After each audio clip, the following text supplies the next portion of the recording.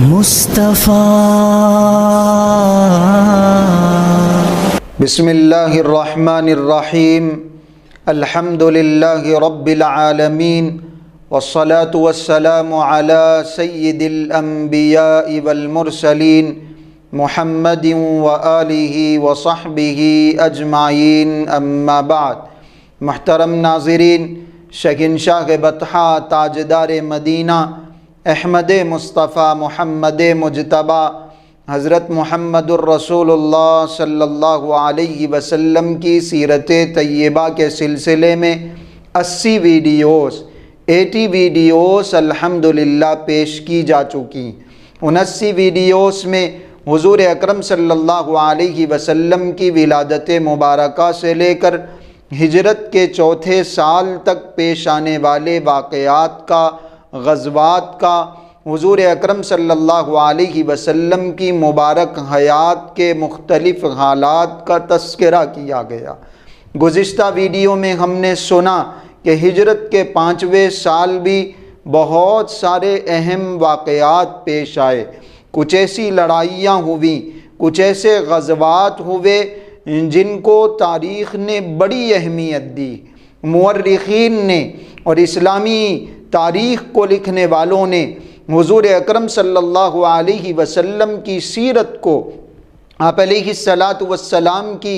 مبارک حیات کو جمع کرنے والوں نے ان واقعات کو بڑی اہمیت کے ساتھ ذکر کیا۔ کچھ چھوٹی موٹی لڑائیاں ہوئیں، کچھ بڑے غزوات بھی ہوئے۔ ایک غزوے کا ہم نے تذکرہ سنا جس کو غزوہ مریسیع کہا جاتا ہے، غزوہ بنو المصطلق کہا جاتا ہے۔ لڑائی اور جنگ کے اعتبار سے کوئی بہت بڑا غزوہ نہیں تھا، کوئی بہت بڑی لڑائی نہیں تھی، کوئی بہت بڑی جنگ نہیں تھی، لیکن اس جنگ کے اندر، اس لڑائی کے اندر بہت سارے اہم واقعات پیش آئے۔ ایک واقعہ تو ہم نے سنا منافقوں کی شرارت کا، ان کی خباثت کا، اور ان کے اندر ان کے دلوں میں جو بغض تھا، جو نفرت تھی، اور حضور اکرم صلی اللہ علیہ وسلم کو، اسلام کو، مسلمانوں کو بدنام کرنے کی جو سازشیں ان کے دلوں میں پنپ رہی تھی، ان سازشوں کا، اس بغض کا، اس نفرت کا کھلم کھلا مظاہرہ دیکھنے میں آیا۔ بہت سارے صحابہ کو، مسلمانوں کو یہ پتہ چل گیا کہ ان منافقوں کے دلوں میں کیسی خباثت بھری ہوئی اور کتنے شریر ہیں، اور مسلمانوں سے، حضور اکرم صلی اللہ علیہ وسلم سے کس قدر ان کے دلوں میں شکایت ہے۔ یہ ایک واقعہ تھا۔ دوسرا ایک بڑا مشہور واقعہ ہے، سیرت کا بڑا مشہور واقعہ ہے، تاریخ کا، جس کو واقعہ افک کہا جاتا ہے۔ افک کہتے ہیں بہتان لگانے کو، تہمت باندھنے کو، بیجا اور جھوٹا الزام لگانے کو۔ منافقوں کی ایک شرارت یہ بھی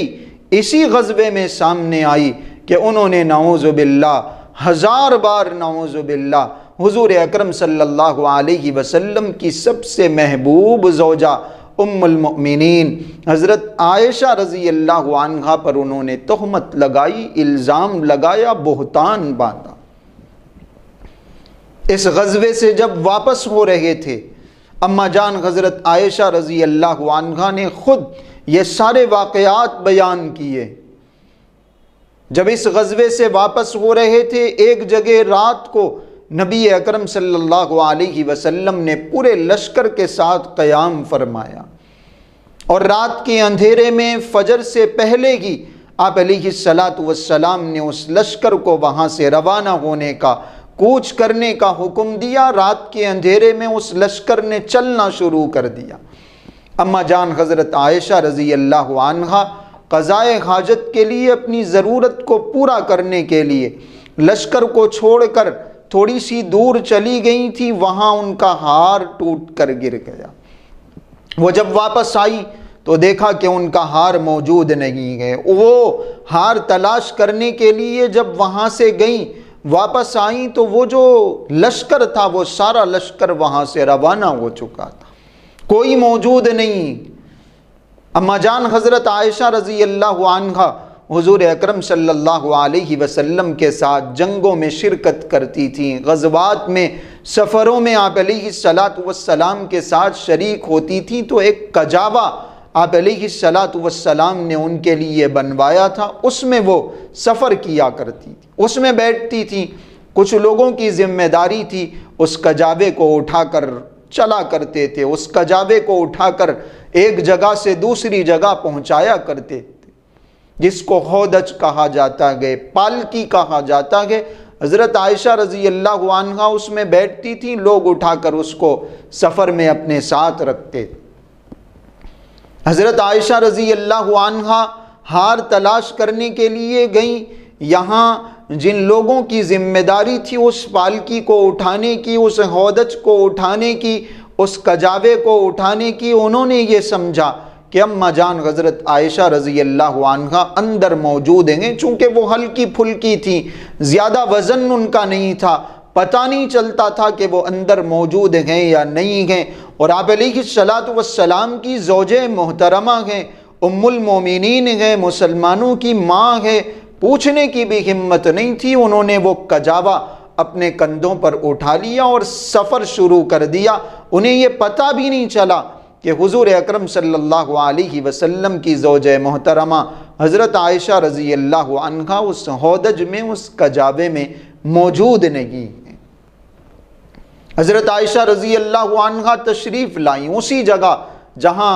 وہ اونٹ رکھا گیا تھا، جہاں سے ان کے ہودج کو اٹھانا تھا، ان کے کجاوے کو اٹھانا تھا، دیکھا کہ سارا لشکر روانہ ہو چکا ہے۔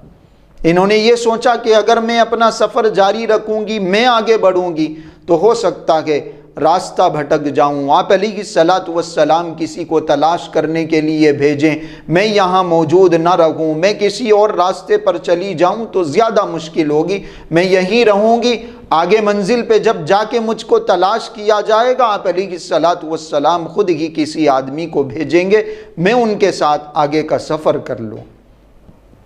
یہ بیٹھے بیٹھے آرام کرنے لگی، آنکھ لگ گئیں۔ صفوان ابن معطل رضی اللہ عنہ ایک صحابی ہیں، نبی اکرم صلی اللہ علیہ وسلم نے ان کو یہ ذمہ داری دی تھی کہ جب لشکر روانہ ہو جائے تو تم بعد میں پیچھے آنا، کسی کا سامان چھوٹ جائے، کسی کا کوئی اہم، کسی کی کوئی چیز چھوٹ جائے تو وہ اٹھا کے لانا، دیکھ لینا کہ کیا چیز چھوٹ گئی ہے، کیا چیز رہ گئی ہے۔ حضرت صفوان ابن معطل بعد میں نکلتے تھے، سارا لشکر جاتا، وہ ساری چیزیں تلاش کر کے جائزہ لے کے نکلتے، ان کی نظر حضور اکرم صلی اللہ علیہ وسلم کی زوجہ محترمہ حضرت عائشہ رضی اللہ عنہا پر پڑ گئی۔ انہوں نے پہلے پردے کے احکامات نازل ہونے سے پہلے حضرت عائشہ کو دیکھا ہوا تھا، ان کی زبان سے صرف اتنا نکلا، انا للہ و انا الیہ راجعون۔ چونکہ حضور اکرم صلی اللہ علیہ وسلم کی اہلیہ ہیں، ام المومنین ہیں، احترام ضروری ہے، ادب ضروری ہے، پردے کا خیال ضروری ہے۔ انہوں نے چپ چاپ اونٹ لا کے حضرت عائشہ کے سامنے بٹھایا، حضرت عائشہ رضی اللہ عنہا اس اونٹ پر سوار ہوئی اور آگے کی منزل پر حضرت صفوان ابن معطل رضی اللہ عنہ حضور اکرم صلی اللہ علیہ وسلم کے پاس پہنچ گئے۔ اماں جان حضرت عائشہ رضی اللہ عنہا اس قافلے سے جا ملی، نبی اکرم صلی اللہ علیہ وسلم کے پاس پہنچ گئی۔ منافقوں کے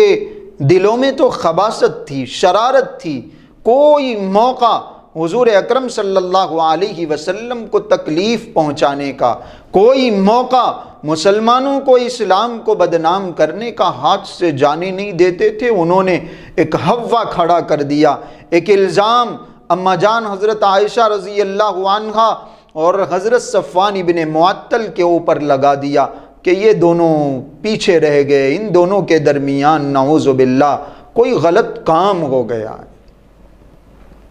ایسی بدترین تہمت حضور اکرم صلی اللہ علیہ وسلم کے حرم پاک پر حضرت عائشہ رضی اللہ عنہا پر لگائی گئی،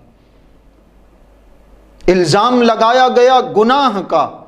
صفوان ابن معطل رضی اللہ عنہ اور اماں جان حضرت عائشہ رضی اللہ عنہا پر۔